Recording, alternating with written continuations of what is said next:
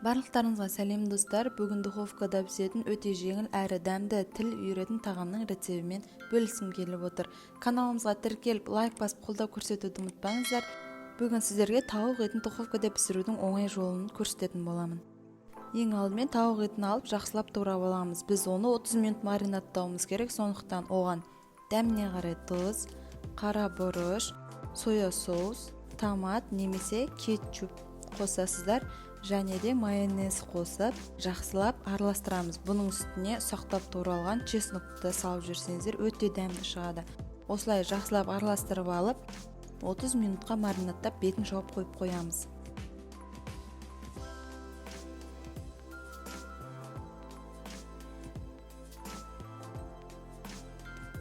Енді бізге қажетті көкөністер картошка, сәбіз және бір пияз.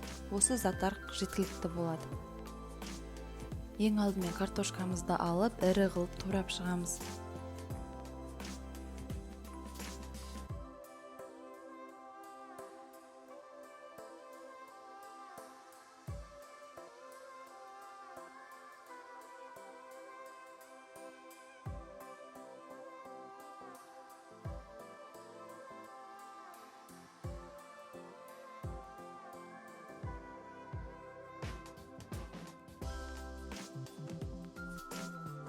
Мінеки біздің картошкамыз дайын. Енді келесі сәбізді тураймыз.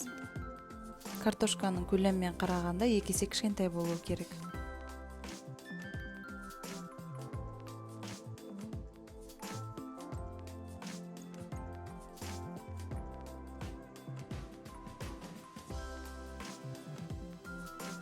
Келесі пиязымызды тураймыз. Оны жіңішке қылып турай бересіздер.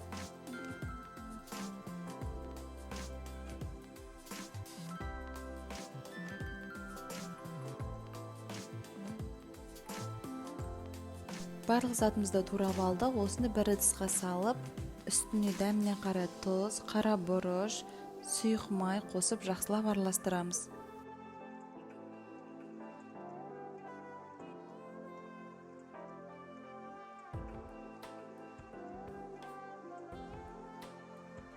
Духовкамызды алдын ала қыздырып қоямыз 180 градусқа, және де табағымызды осылай фольгамен қаптап аламыз. Оның үстіне дайындалған картошка сәбізімізді салып, бүкіл жеріне біркелкі орналастырамыз. Енді маринатталған тауық етін алып, осылай бүкіл картошканың үстіне қойып шығасыздар. Оның үстіне қалған соусы болса, жағып шығасыздар.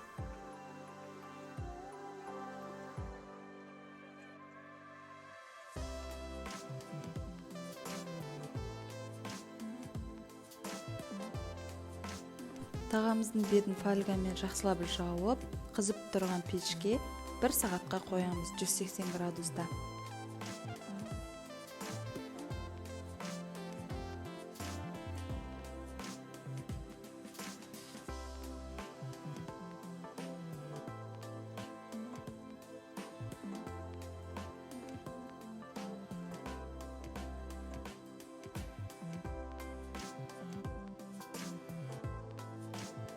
Мінеки біздің 1 сағатымыз өтті. Енді бетіндегі фольгасын алып, тағы да жарты сағатқа пешке саламыз.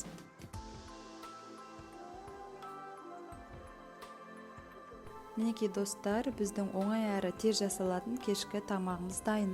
Бетіне укроп сеуіп қойдық. Үй жағдайында жасап көріңіздер, өте дәмді шығады. Сіздермен болған Альмира. Каналымызға тіркеліп, лайк басып қолдау көрсетуді ұмытпаңыздар. Ас болсын!